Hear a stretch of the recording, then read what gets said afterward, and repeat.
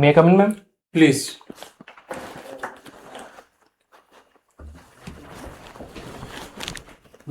Sit down, please. Good morning, honorable members. Introduce yourself. Sir, I've done my graduation in 2019 with honors in social sciences, earning university gold medal.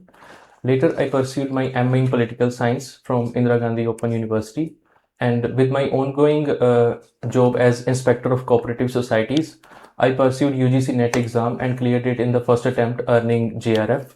My hobbies are journal writing, and I have a particular interest in politics of globalization and Indian constitution. You PG in from one of the Open University. Yes. IGNOU. Yes. Why you are not good in study? No, sir. As I have already mentioned that I was a university gold medalist. I was particularly good in academics, but the point was I was already in the job, sir. So I could not opt for a regular course, so I had to opt for an open course, sir. Okay. You say you are a cooperative inspector. Yes, sir. How would you tackle the political pressure in cooperative society? Sir, my first priority is always to go by the Cooperative Societies Act of 1961, which is and to abide by the rules and the bylaws that have been mentioned as our duty. Secondly, definitely, sir, as I've already mentioned, that cooperative societies do suffer political pressure and interference, particularly during the times of elections. So we tend to, first of all, try to explain the situation to the whosoever the vested interested party is, that we have to look into all the circumstances, sir. What are the difference between audit and inspection? Sir, inspection, sir, being a general line cooperative, actually our department has two lines, sir. We are general line inspector and there are audit inspectors as well.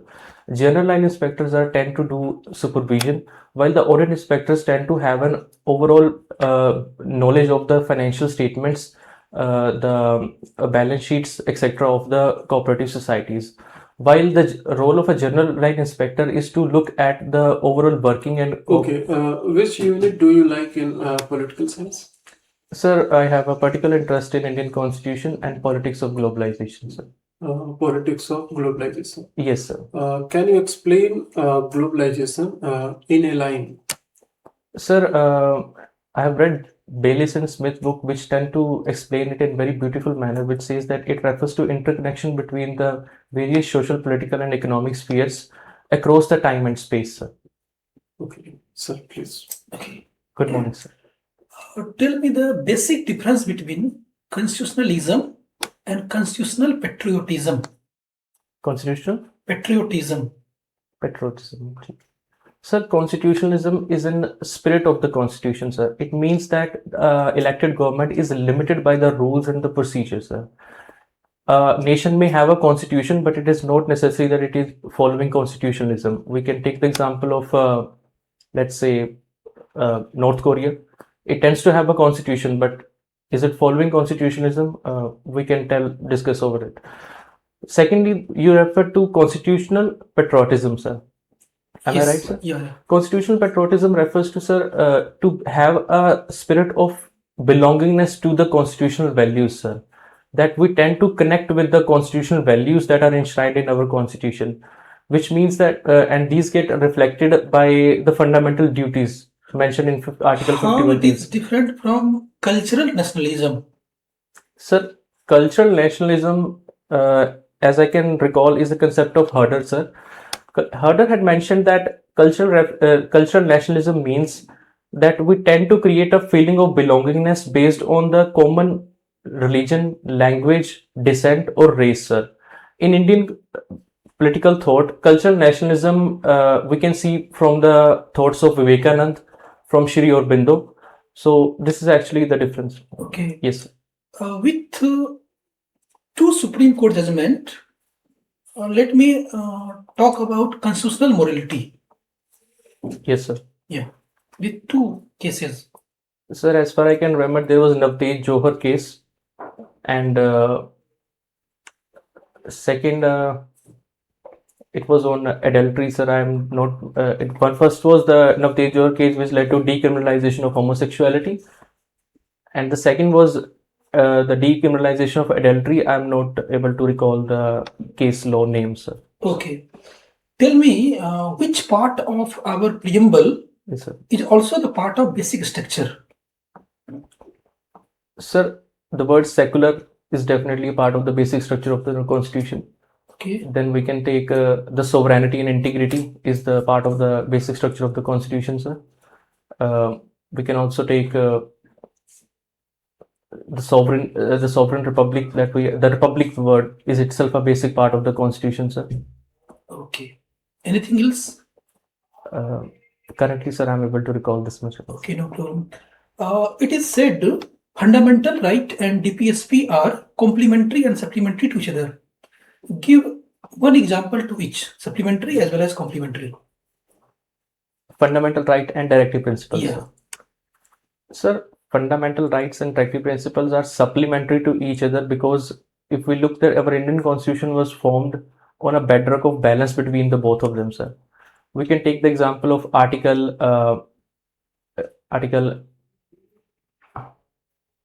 if we look at the article Okay, no Article 39, sir. Yeah. Article 39 tells us there should be an equality, there should be equitable distribution of the resources, sir. This is the directive principle. And if we look at the supplementing principle to that is that the Article 15 and 16, which provide equality and equitable equal opportunities in the field of jobs and opportunities. Both are having a socialistic leaning, sir. So we can say that Article 15, 16 and Article 39 tends to have an supplementary and complementary effect on both of each. Okay. Theoretically, Yes, sir. in our country, there is constitutional sovereignty. But practically, it is nothing but judicial sovereignty. Prove it with some example. Sir, definitely one of my favorite writers in Indian Constitution is Pratap Bhanu Mehta. He tends to say that Indian judiciary is self-perpetuating institution. The reason behind your question and the reason behind the reasoning of the author is that the Indian judiciary tends to overstretch in those jurisdictions where it should not be overstretching, while the main point is that given the point of pendency in the Indian judiciary, it must first of all get its basics rights, but it tends to overstretch and self-perpetuate over those jurisdictions which should not be perpetuating. For example, the ANJAC jurisdiction, ANJAC, the 99th Constitution Amendment, which it had struck down. The then late Finance Minister Arun Jaitley had commented that it may lead to judicial papacy and it may lead to tyranny of minority over an lawful elected parliament. So this tends to have an Okay. Haryana is one of the Hindi belt state. yes, sir. Are you comfortable in Hindi? Yes, sir, definitely. Okay, please, ma'am. आप मुझे ये बताइए कि पंजाब विधानसभा में कितनी महिलाएं हैं इस वक्त? पंजाब में 17 है जी। ठीक है।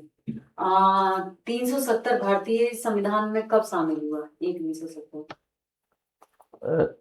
मैम ये 1958 का एक प्रेसिडेंशियल ऑर्डर था जिसकी तरफ से ये हमारे भारतीय संविधान में शामिल किया गया था।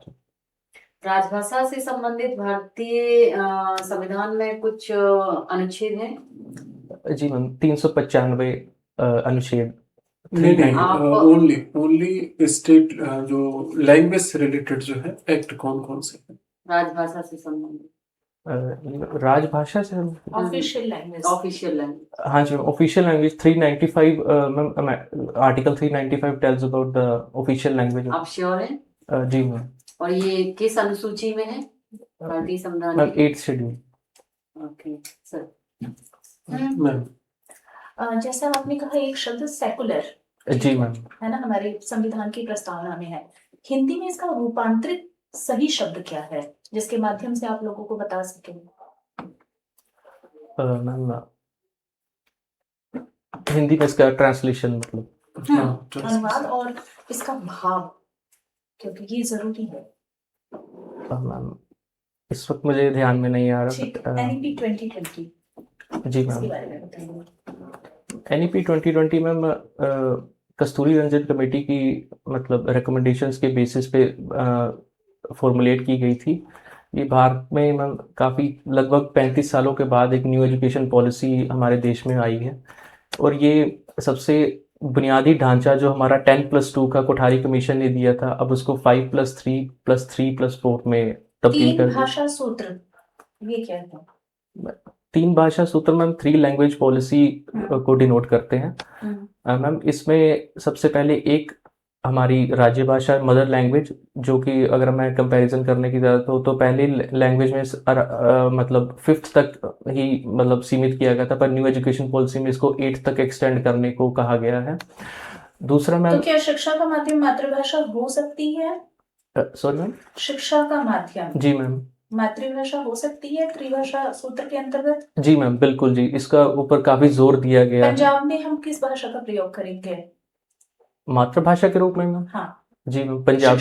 शिक्षा का माध्यम पंजाबी। जी मैम, पंजाबी इन गुरमुखी स्क्रिप्ट में। ठीक है, आप जिस टॉपिक में कंफर्टेबल है हमें बोर्ड पर पढ़ाकर दिखाइए, मार्कर ले लीजिए।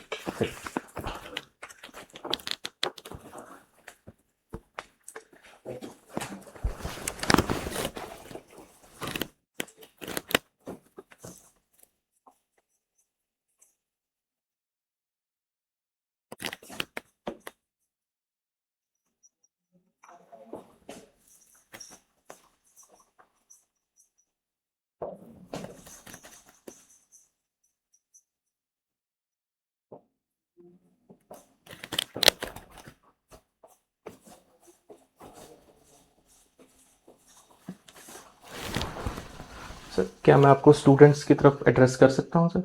आप चाहे जैसे आप पढ़ाइए, कोई दिक्कत नहीं। शुक्रिया सर। सो स्टूडेंट्स, आज हम amendment procedure of Indian constitution को पढ़ने की कोशिश करेंगे। Amendment procedure of Indian constitution, सबसे पहले हम इसके ओरिजिन के बारे में समझने की कोशिश करेंगे। इसका ओरिजिन एक साउथ अफ्रीकन कॉन्स्टिट्यूशन से इंस्पायर्ड है, और हमारे कॉन्स्टिट्यूशन में ये part 20 of the constitution in article 368 में पाया जाता है।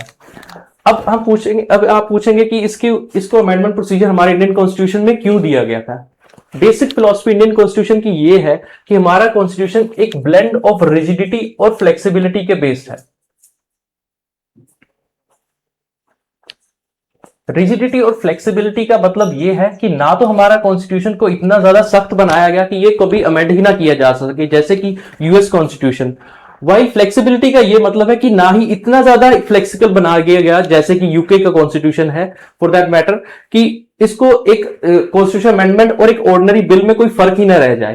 तो ये हमारे जो फाउंडिंग फादर्स थे, मेकर्स ऑफ द कॉन्स्टिट्यूशन थे, उनकी ये काफी ब्रॉड विजन थी कि हमारा कॉन्स्टिट्यूशन एक डायनेमिक हो, एक ऑर्गेनिक कॉन्स्टिट्यूशन बने, ताकि समय के साथ वो चेंज होता रहे और समय के जो सर्कमस्टांसेस है उसके साथ वो चेंज होता रहे। तो अब हम इसके प्रोसीजर के बारे में थोड़ा सा पढ़ेंगे कि इंडियन कॉन्स्टिट्यूशन को अमेंड करने के लिए क्या क्या जरूरी बातें होती हैं। पहली बात तो यह है कि इंडियन कॉन्स्टिट्यूशन को अमेंड करने के लिए बिल सिर्फ और सिर्फ यूनियन पार्लियामेंट में ही पास किया जा सकता है, जबकि अगर हम देखें यूएस कॉन्स्टिट्यूशन में ये बिल स्टेट्स की तरफ से भी मतलब एक प्रपोजल की तरफ आ सकता है, बट इंडियन कॉन्स्टिट्यूशन में ओनली पार्लियामेंट। आप हमें विधान परिषद पढ़ाकर दिखाइए। विधान Parishad, yes, may I raise it sir. Yes.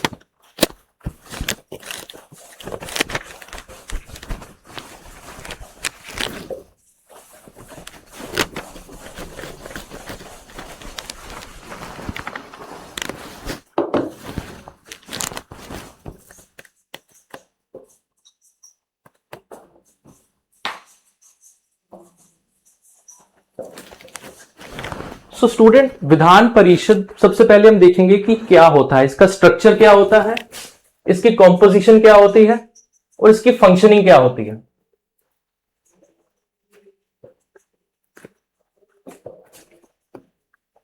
तो जैसे कि हम जानते हैं कि जैसे यूनियन पार्लियामेंट जो है वो 2 हाउसेस से कंप्राइज है। पहला है हाउस ऑफ द पीपल, जिसे हम लोकसभा कहते हैं, और दूसरा है काउंसिल ऑफ स्टेट, जिसे हम राज्यसभा कहते हैं। उसी ही तरह हमारे भारतीय यूनियन में, इंडियन कंट्री नेशन में, जो स्टेट लेजिस्लेटिव असेंबलीज हैं कुछ स्टेट्स में, 2 हिस्सों में। Wait please. Yes. कितने स्टेट हैं जहां पर जो है ये है विधान परिषद? सर 8 स्टेट्स हैं सर। 8 हैं। जी सर। 8 कौन कौन से हैं? Sir Maharashtra and Karnataka, then UP and Bihar sir, then UP and Bihar. Okay, आप बैठ जाइए। I'm ठीक, sorry. Please.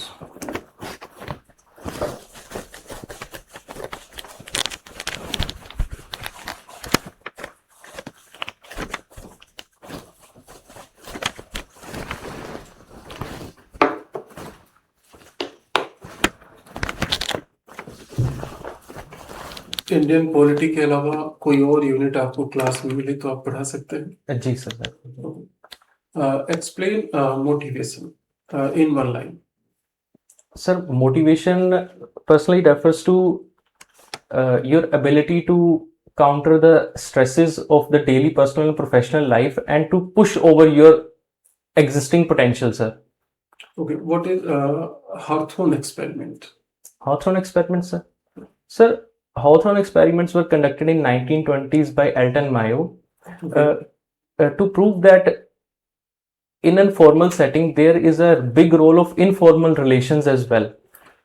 What is the name of company in which this experiment going on? It was Western Electric Company, sir. Western Electric. And number of group there are created for Hawthorne experiment? Sir, I'm not able to remember, sir. Light experiment also part of Hawthorne or not? Yes, sir, light experiments were there, sir. Okay. Taylor, any 5 principle of Taylor? Sir, 5 principles of Taylor. First is hierarchy, coordination, esprit de corps, sir. Then This is Taylor principle or Henry Ford? I think, sir, Henry Ford's principle was esprit de corps, sir. Yes, sir. So Okay. Taylor, are you not comfortable in Taylor principle? I am not able to currently remember, sir. Okay. Any 3 country in the world, they have monarchy. 3 countries that are having monarchy, sir. Yeah. First is Iran, sir, Okay. North Korea, and United Kingdom, sir. And all these country have having developed country or developing? No, sir, they are at the various levels of development, sir. United Kingdom we can safely assume to be a developed country, while North Korea should be considered an LDC country. Okay. How many times presidential rule imposed in Haryana? Sir, I think it was 4 times, sir. 4 times. Yes, sir. Okay. First governor of Haryana? First governor of Haryana was Dharamvira, sir. Dharamvira. हाँ जी, sir. Dharamvira, this is the full name? Yes, sir, it was Dharamvira. Okay. Last question.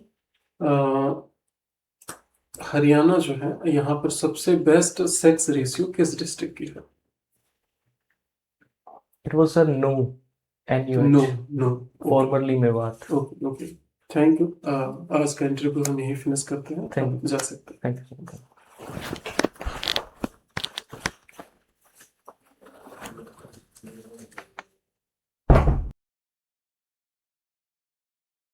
May I come? Please please. गुरजो, वैसे लिखने की जरूरत शायद ना पड़े, ये हम आपको रेटिंग में देंगे। Okay, okay. ठीक है। तो सबसे पहले ये बताइए कि अगर आपको खुद अपनी कोई कमी बताना हो तो क्या बताएंगे? सर, मुझे ऐसा लगता है कि जो सिलेबस के कीवर्ड्स हैं उनकी एटलीस्ट हिंदी ट्रांसलेशन मुझे पता होनी चाहिए।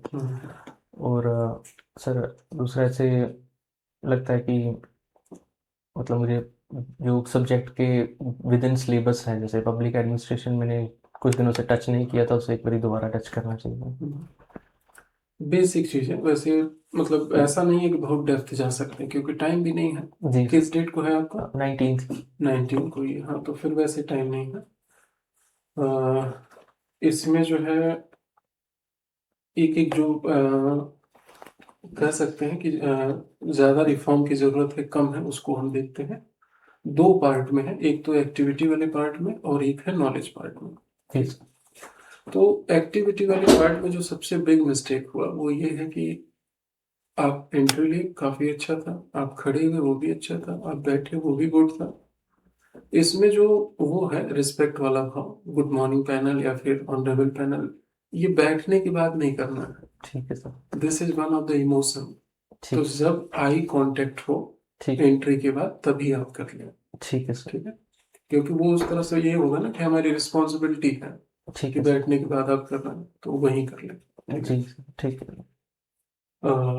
एक जैसे क्वेश्चन जब सर के साथ आप डिस्कस कर रहे थे तो आपने खुद पूछा आई एम राइट सर, तो इस तरह की चीजें अवॉइड करिएगा, जी क्योंकि ठीक है वो सर। आपसे क्वेश्चन पूछ रहे हैं तो नॉलेज चेक कर रहे हैं। अगर जी। आप पूछ पूछ के करेंगे तो फिर मतलब नहीं आ जाएगा। जी सर, ठीक है।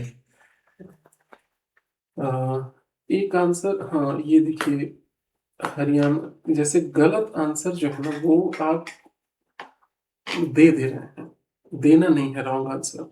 जी वो जान मान के चलिए उनको पता है आंसर, और इसका सबसे ज्यादा जो है नेगेटिव इम्पैक्ट पड़ता है। जी सर। जैसे 3 जगह पूरा कॉन्फिडेंस से आपने आंसर दिया, एक हरियाणा वाले पे बस थोड़ा सा डाउट में आपने दिया कि कितने टाइम्स है, तो वो 3 टाइम है, नॉट 4 टाइम। Ji sir. और वो 3 टाइम सिर्फ नंबर नहीं चाहना है आपको, किस किस ईयर में हुआ, इस टाइम से इस टाइम, इस टाइम से इस टाइम, वो पूरा ये कंपलसरी है इसको करना। ठीक है ठीक सर। है, तो यहाँ हमने नोट कर दिया है, आप इसको जरूर आज ही देख लीजिए। जी सर, ठीक। राजभाषा को लेकर के मैम ने 3 बार क्रॉस किया कि आप सही आंसर तक जाएं। ठीक। जो आर्टिकल है कॉन्स्टिट्यूशनल और लैंग्वेज को लेकर के कौन कौन से आर्टिकल हैं आप उसको बता सकते थे, 343 से लेकर 351 तक, पार्ट 17। जी सर। ठीक। टेलर फ्यूल में देखिए, आपने पहले ही बता दिया कि थोड़ा गैप होने की वजह से ऐसा कर रहा है, लेकिन मुझे नहीं लगता कि इतना भूलने की बात है। दोनों की पर्सनालिटी एकदम अलग है। जी टेलर सर। आप देखेंगे पूरा मैकेनिकल और लेबर स्टाइल वाला है, जी सर। कि वो टाइम को लेकर के बेसिकली वो टाइम और प्रोडक्शन पे फोकस करता है, जी सर। और फ्यूल का मैनेजमेंट पे। मैनेजमेंट। ठीक है, तो आप उनको ले सकते हैं कि fatigue study, time study, production और लेबर उसी से तो मैनेज होगा, ठीक। कि उसको बनाने में टाइम लगेगा, वो थकेगा, उसको फैसिलिटी चाहिए, इन सब को लेके। और जी इनका सर। वो है प्रिंसिपल टाइप का पूरा है, जो आपने पूरा लाइन बताया, जी सर। स्पिरिट कॉर्प्स वगैरह। एक जगह और आपने फुल कॉन्फिडेंस रखा। अभी हम वहां पे आते हैं, बोर्ड पर आते हैं। बोर्ड जैसे जब आप डिस्कस कर रहे थे तो हमें लगा था कि आप वहाँ अच्छा परफॉर्मेंस नहीं करेंगे, जी। लेकिन हमारी जो नेगेटिव जो सोच थी उसको पूरा तोड़ दिया आपने, मतलब शानदार परफॉर्मेंस। ठीक है, You perform as per our expectation. हाँ, मतलब एकदम ग्रेट हम लगा सकते हैं। ठीक है, वहाँ कोई रिफॉर्म अगर करना है तो बस एक मिस्टेक हुआ है जो नहीं करना है, जी सर। वो है रॉन्ग आंसर नहीं बताना है। जैसे आपसे कहा गया विधान परिषद किस किस स्टेट में है, जी सर। तो दोनों रॉन्ग हो गए, एक तो 8 भी नहीं है और जी। फिर आपका इसमें नहीं इन्वॉल्व है। ठीक है, तो आप उसको देख लीजिएगा, महाराष्ट्र है, यूपी है, बिहार है, इस तरह से जो जो है स्टेट आप उनको वहां पर प्रेजेंट करेंगे। जी सर। सेल्फ टॉपिक में भी आप गुड है, और फिर हमने जो टॉपिक दिया उसको भी प्रेजेंटेशन में कोई दिक्कत नहीं है, बस रॉन्ग वर्ड से आप बचिए। जी सर। एक लास्ट में बोर्ड आपने डस्टर उठाया, मिटा दिया, जी सर। विदाउट परमिशन नहीं मिटाना है। ठीक है। ठीक है, कैन आई रीज सर? ठीक है। ठीक है, पोलाइटनेस के साथ हर जगह पोलाइटनेस आपको प्रेजेंट करना है। ठीक। वैसे है, काफी हद तक है आप में। ठीक ठीक। है, लेकिन और जितना आप करेंगे बेस्ट। ठीक। ड्रेस भी आपका ठीक है, ड्रेस कोई रिफॉर्म की जरूरत नहीं है, परफेक्ट है। ठीक। एक, जब आप यहाँ से जा रहे हैं ना तो थोड़ा सा एनर्जी हल्का सा बढ़ा दीजिए। ठीक है, thank you sir, thank you ma'am. ठीक है। ठीक है, उस टाइम नंबर चढ़ाने का वक्त होता है, ठीक। तो जब हम ऐसा करते हैं तो उनके ऊपर एक प्रेशर होता है कि कैंडिडेट ये मान के जा रहा है कि उसका अच्छा हुआ है। ठीक। तो if they are think give 6 marks, then they present 6.5। ठीक सर। ठीक है, तो उस टाइम आपको प्रेजेंट करना है। ठीक है। ठीक है, जी, तो आप इसको मतलब देख लीजिए। ठीक है, जी। इंफॉर्मेशन ठीक, कुछ और आपको जानना है?